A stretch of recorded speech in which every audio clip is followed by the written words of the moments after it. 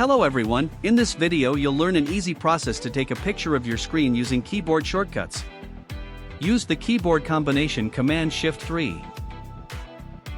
First, a small preview of your picture appears at the bottom of the screen. Wait a moment. Then your picture is saved to the desktop. You can double-click on the picture file to open it. Quit the preview application when you're finished. Use Command-Shift-4 to enable the selection tool. Your mouse cursor changes to a crosshair. Use that tool to draw a box around the area that you want a picture of. Wait a moment and that picture is saved to the desktop. Or you can capture a picture of one single window, use Command-Shift-4 again, then tap the spacebar. Your mouse cursor changes to a camera icon. Then just click on a window. You can also modify screen captures before they are saved.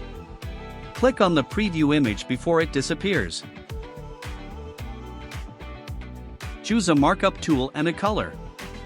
Then you can draw a sketch, write down notes, or make other marks.